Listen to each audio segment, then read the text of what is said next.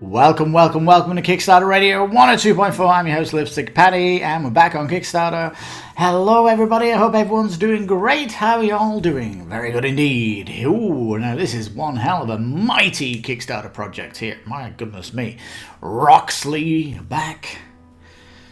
Flexing the Kickstarter muscles here. Wow. I should really start using crowdfunding as we're getting many sites going to be opening, aren't we? And you know, it's a bit of a shame that this is on Kickstarter because, well, number one, it's only like a 17-day campaign. Where have they got 17 days from? They have basically timed this, haven't they, to the end of the month. I don't know about you. When do you get paid? For me, it's the middle of the month. It's the middle of the month. So I've got to kind of factor things in for them. But I guess you can $1 pledge it and do it that way if you have to. But you know, I much prefer 31-day campaigns, and frankly, I don't understand why these companies do these, because, oh yes, they've got daily stretch goals coming out, have they? Well, Hex Explore It on GameFound, they do an update every 2 days, and every 2 days they do the update of what they're bringing out. So they have a 2-day reveal, and that's much better because they get a 31-day campaign. Gives people time to share the stories and tell people word of mouth about the GameFound site, whatever. But when it's 17 days, it's a little bit awkward. But in no means is it a ninja campaign, that's for certain. Anyway, what I'm trying to say is you're probably going to get more $1 pledges than not if it had a 31-day campaign. So, what we can see from this picture then is a wonderfully sculpted island, as we have got this floating square here.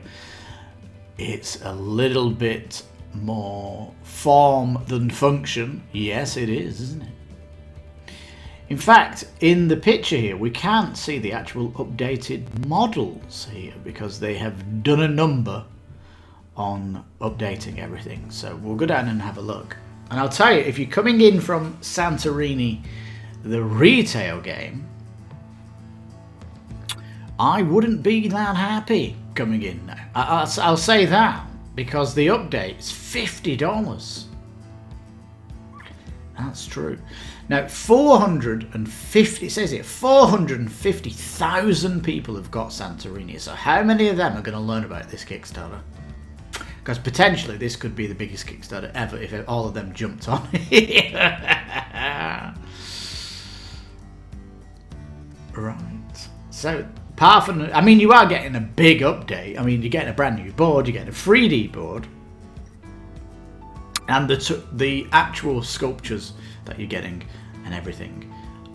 But there is a lot more here to this. Like I say, it has a fantastic crowdfunding goodness to it. So the Pantheon edition, this concept of Pantheon means you are raised up. You know, the reason the Pantheon is called that in Athens is because it's up on a cliff. And this is up on its own little cliff here. I think it looks really neat, doesn't it? Using 3-layered board as well on top of it, which is cool. The remastered buildings have these little elements of age, where the buildings have aged a little bit. In these concretes. I mean, if you want to make it look 3,000 years old, then it might do look a bit aged. And it looks like it's getting coloured in this kind of beige, which is more relevant to the colours, isn't it? Isn't it? I don't know. I know the original came in blistered white, and people that painted them up into this kind of colour. So it's nice to see that they're bringing it into this. All of the different gods they're actually combining all the gods that came with promos and that over this retail game's life cycle. So you're getting kind of the best, and not only that, the cards have been rebalanced also. So you know, it's had many years of tried and tested and rule changes, and you know, it's. I mean, when I say it's balanced now, you can never really be too balanced. There's probably always going to be someone that is strong but whatever it is. And oversized board, yes, you're going to need a bigger table, I guess. But it does look super cool. I mean, this on the table's just going to pop, isn't it? I mean, yes, indeedy. Now, presenting Rise of the Sphinx. Now, this is one beautiful construction. It really is, what they've done here. It's basically a puzzle, but you've got an objective you've got to do in a certain number of turns, and there's potentially each map that you want has 3 levels of difficulty. When you first come to the map, you can only do one of the difficulties. It's going to be next to impossible to do the second difficulty, and the third difficulty is going to be impossible. That's because when you first come to this book, you have only got a small selection of cards or god hero. I'm just going to call them heroes. You've only got certain heroes that you can use, and as you go through the book, you can start unlocking a grid, which we'll come to in a minute, and this grid will then unlock cards or potentially new abilities. An ability could be to actually have more of these building tiles. So that will let you come back to the book, come back to the stages that you passed, and then attempt the next difficulty. So you'll do one linear path through the book, and as you start unlocking things, you'll then return to the front of the book, try challenge 2, go through all that, and then by the end of the second playthrough, you should have enough then to go back and do the third difficulty. So there's literally 3 paths through this book. It's really cleverly been designed. Now, the book pages as they turn just shows more of this art. It's absolutely stunning. I mean, look at the ocean here. It looks fabulous. It really does. I don't know how many different greens they've used here, but it really looks very, very, very, very good. With the 3D look of the cliffs here. Wow. This is definitely gunning for best art of the year, isn't it? Awards. The book itself, though, comes in this really interesting design. It's got like a magnetic close on it. It has raised sections for cards as well, and tokens you can see on the left. That's all part of this kind of plastic book. And this book is what you get. These components, cards, heroes, they're coming from the main box, by the way. Now, so this is the concept of the adventure mode. This is what you'll be unlocking. It's a very, very cool skill tree. And each time you finish a objective in the book, you basically color in one of these nodes, so you could potentially go in. So what potentially you'll be doing is you'll be looking at the skill tree, and you'll be devising your way through it, because there's so many different ways to go. Potentially 4 good ways. Obviously, the better cards are going to be on the outside. The big black areas, they are stuff you're probably going to unlock is all 4 of them first, I would argue. Although it is fairly expensive to do that there. So yeah, that's a very cool bit of it, where you're going to be unlocking it through that way. And it does have a pencil here, so you can rub it out once you've finished it for people to go out. And this kind of shows you all of the you're tracking the book's quests here, and you can see from this page that there are 6 puzzle pages. Yeah. So 6 puzzle pages, played 3 times, 18 stages, then you call it 18 stages.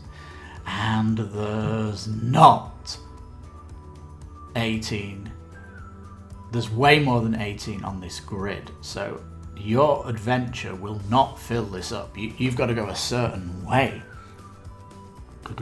So that way, if you started again, you can go down a different path. So potentially, there's lots of interesting ways you can do it, I guess.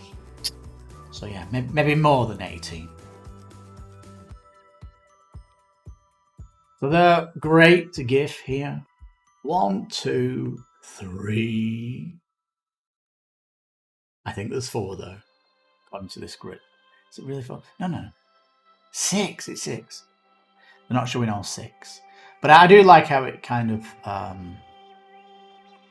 folds and stuff. And there is a mini for the Sphinx, which art looks wonderful, and she might sometimes come to the stages also. And if you're finding it a little bit difficult, there is a dice roll that can either mess you up or help you. So that's kind of, I know I'm going to fail. I will roll the dice, because if I get a bad dice roll, I'm going to fail anyway. But if you get a good dice roll, it's yes, I can continue. So there it is.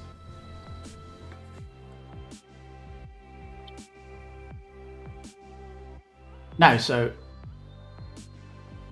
there's loads of playthrough videos. You can see somebody here marking off the objectives. It looks like they're using a dry erase, or is it a Sharpie they're using? Is that permanently going to... I don't know, because in the picture above it's like, use a pencil. It doesn't look like it's dry erase. Do you know what it could be using? Not dry erase, but wet erase. Yeah. So you've got to use an actual wet cloth to take it off. Because there's an other board game with doing that, wasn't it? With a 3D world thingy. I can't remember what that is. They use the same technique. So these new Sharpies are coming through where it's wipe off with a wet cloth. It could be using that, is my guess here.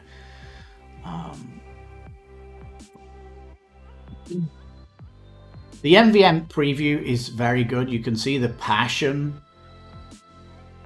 that's gone on the project from this video. Right, so here's the beef. Here's the beef you may have.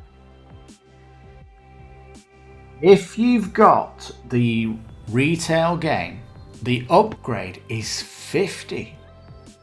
But you can buy the upgrade and the base game for 65. Ouch.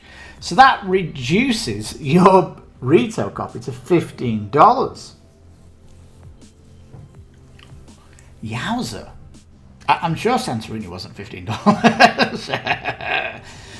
But regardless, 65, 49, that's what you need to get all of this. So you're at 105. I'm going to do a quick pledge look down here. A little bit messy.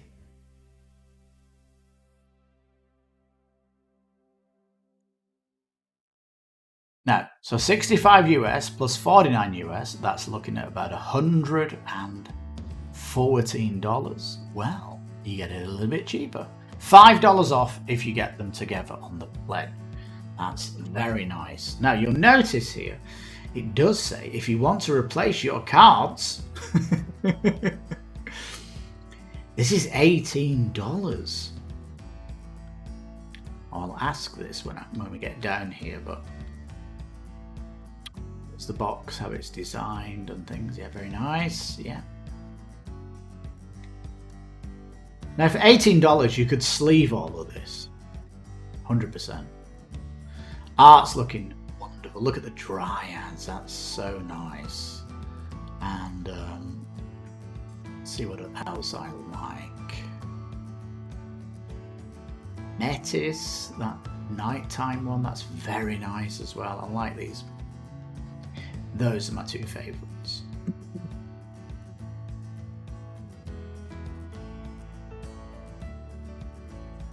Now, it does say that they have incorporated card pack expansions, so you are getting the complete world, if you like.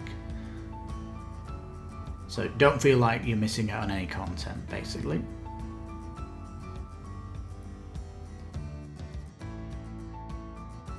So kind of showing you what what has been out there in the past. So yeah.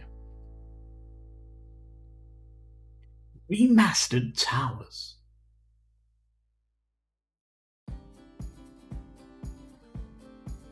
Different colours, the workers. I almost feel they could have made the workers different. I know they're coming from the same mould, but you know, have it as a stretch goal that the 4 workers are different, because basically 2 are the same, aren't they? You got 2 men, 2 women, both the same. And if it got bananas crazy, they could probably update that.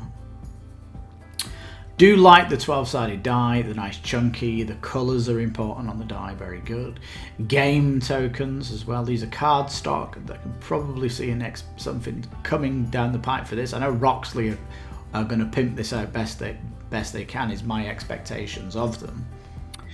And the box art looks so nice, I really love it. It's Mr. Cuddington team, isn't it? And Dame something, I can't see, someone's put die there. They're claiming this is going to retail at $60, so you're only going to save $10. But if you wait for retail, you will not get the synth card upgrade. That's going to be something you come here.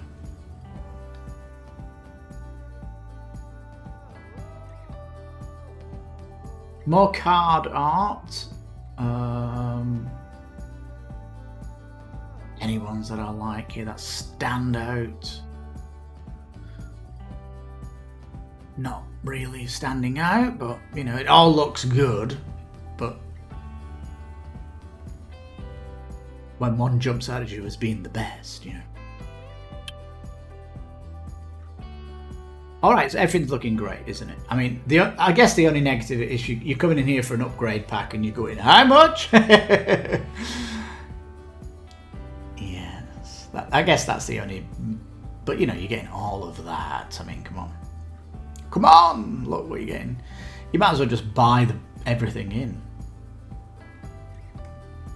And sell your copy, give your copy. Right, so here's the synth card, and is this different than plastic cards as we've seen before? Is it? I mean, it's trademarked synth card, and you can see the going a bit crazy. I think Roxley may have used these cards on the Badlands, or Radlands, sorry, the Radlands card game. So... yeah, it's PVC paste stocks of plastic. It's just plastic cards.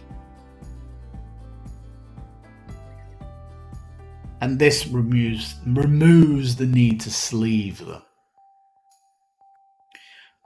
But $18, can you not buy sleeves? If I give you $18, can you just not sleeve the normal ones? Because I like sleeves because it makes them look much better. I think I'd have to put a plastic card next to a sleeve card to see which is best, you know. I don't know. And you know, if these do get damaged, you can't really replace it. Whereas a sleeve gets damaged, you can replace it. So, you know, sleeves for me have a better longevity, and I don't know, potentially is this plastic gonna fade? I honestly, it's a technology I wouldn't upgrade to. I would just simply sleeve the normal deck. I mean, that's the way I'd go. Back with a buddy, you get 20% off. That's not bad, is it? How are you supposed to get a buddy to order a game? Like, are they not part of your game group? I don't know what that's about. But it is a thing. Radio. So here we go. We've got the funding quests going. Now, each set of workers will have 2 custom sculpts to give them a visual theme that distinguishes them at the table. So it looks like they are stretching that out. I do expect them for the miniatures to go individual if it gets to a certain prize point. These are just stretch goals in a funky way, aren't they? Some bridge miniatures coming. Nice. So Pantheon, that's the main base game. Sphinx is the expansion. So this is getting revealed. It's probably worth coming back here just to look at this content. So we'll do a final thoughts just to see how good it looks, because it looks like it's going to have a very good price point. Why back now? It says 20% discount. It says the Deluxe Sphinx edition will not be sold in retail, and the Pantheon edition won't be sold. So I'm guessing the updates to the models and stuff that you get in here is not going to be in retail. So that it does have Kickstarter goodiness. So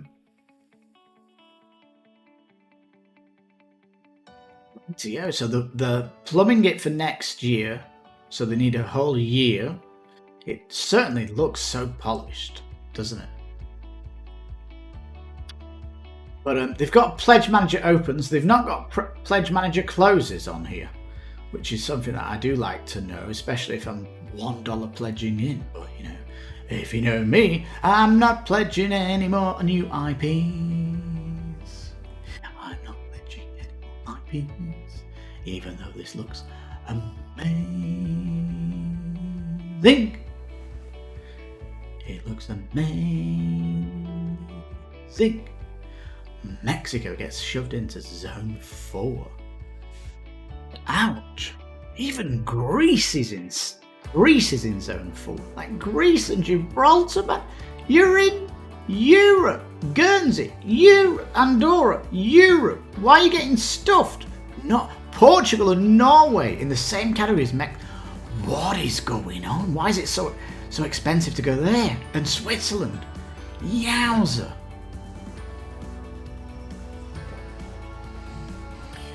However, though, it's potentially reduced. I mean, maximum shipping price if you get the 2 of them, $40. That's not bad. I'm saying that coming from Mexico, so it's almost looking like $150 all in with shipping, isn't it?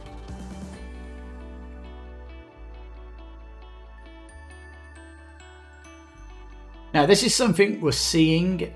Depending on your localization, your pledge may or not be subject to sales tax, VAT.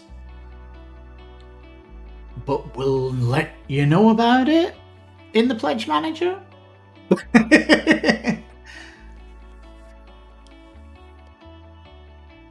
Now, if you're in the UK, you will need to pay 20% of your total pledge plus shipping in VAT. So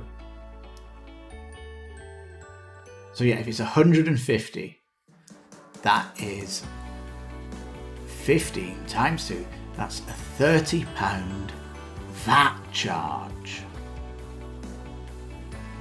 So just factor that in, that the VAT charge, the 20%.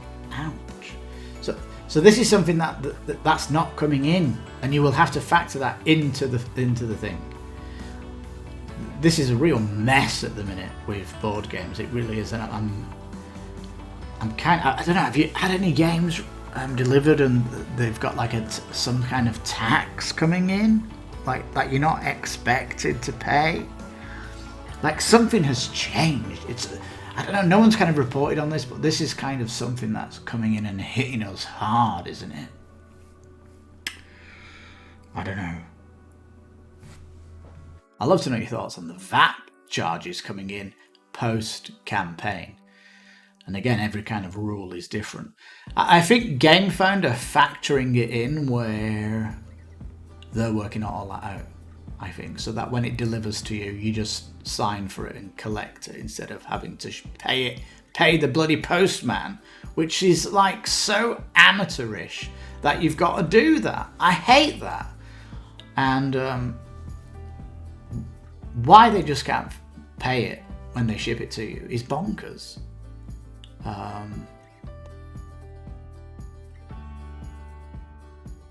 So you can kind of see the team. It's massive. It is massive. There you go, Mr. Cuddington and Damien Mamaliti. Mr. Cuddington, though, is an art team. It's not just one person. There's no Mr., I think. It's a team.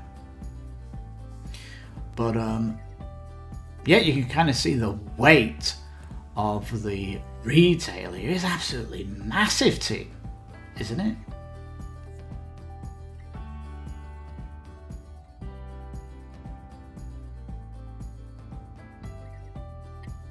It's funny, they've got awards and accolades for Brass Birmingham. What about BGG number 1? Did it not go number 1 on BGG? I don't know. Radlands is there. There it is. So yeah, they do make quality stuff. It's funny, but they've not mentioned, is there...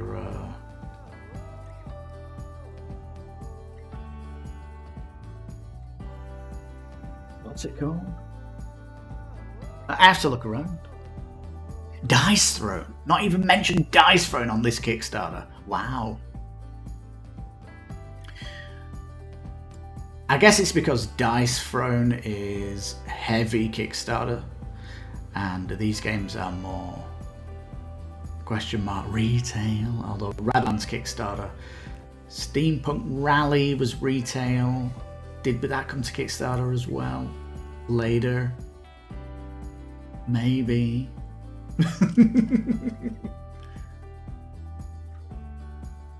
Anyway, peeps, I think it's looking absolutely fantastic. It's obviously a shoe-in. I mean, why would you not want it in your collection? It looks like an absolute sterling production. It's like a fantastically loved update to a beloved game, I guess. You know, and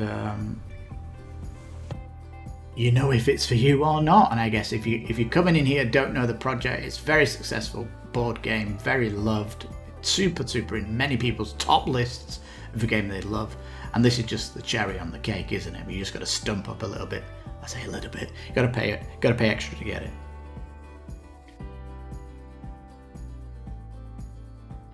All right, and certainly the art pass alone, looks fabulous, doesn't it?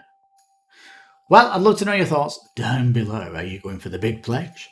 Does the VAT add-on thing grate you as much as it does for me? I'm guessing it grates everybody. And yeah, I'm so happy GameFound are going to be doing that later on in the year, which should help. But I'll tell you one thing. If I've got one thing I wish this did for backers, is just go on GameFound. And the reason is stretch pay. That's right. If you pay over $100 on GameFound, you can stretch the payment. Yeah. I mean, if you look at the Elder Scrolls, that's an 11-month stretch for that one. It's like $34 a week.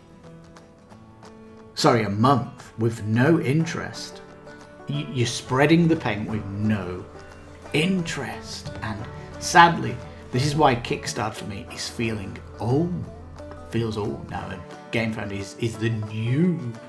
Because that's the best feature, is being able to spread payments. Alright peeps, that's my thoughts on it. And maybe the pledge manager will be GameFound.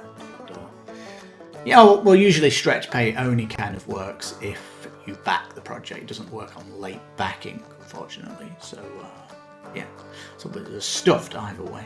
But that's my take, is I wish it went to GameFound. Now, I don't think it will go bananas here. I think if you've got a copy of Santorini, you might look at this and go, $50 for this. No, I'm just going to buy another game for $50 because you're in the retail space. This is mainly for Kickstarter people, isn't it? That coming on this. And if you're retail, you'll wait for the Riddle of the Sphinx to just come at retail because you'll avoid shipping and the VAT charge. Like There's 2 charges here, shipping and VAT. It's kind of killing people to back at the minute. It needs to be addressed. It's so uncomfortable to back. Anyway, that's my thoughts. Do we recommend it? Of course we do. Get in there. We'll come back for a final thoughts just to see what kind of stuff gets stretched. My guess is that you're going to get updated components more. There's going to be no cardboard cutouts. That'll all get replaced with plastic goodness or woods. And we shall just have to wait and see. The cards do look very big though, don't they? If you were to sleeve them, that might be expensive. They're like big Dixit cards, aren't they? Have you ever sleeved anything with Dixit size cards? Very expensive, those big things. Anyway, thank you so much for watching. If you liked the video, please give it a thumbs up. Think about subscribing. We'd like to check out all the wonderful stuff on GameFound, Kickstarter and beyond. And we have an interesting dialogue and critique on them. I hope that you like on the channel. And we do try to find those rare gems also that you might have missed, especially I think one recently, Witchbound on GameFound, was a wonderful adventure for kids and adults to play together. Witchbound on GameFound. Wow. No one was talking about that, by the way. So it's kind of, that's what we like to do here. So think about subscribing and hitting that bell if you want notices when they pop, those videos. So thank you so much for watching. I've been your host, Lipstickpaddy. This is Kickstarter Radio 102.4. You take care, stay safe, and bye-bye for now.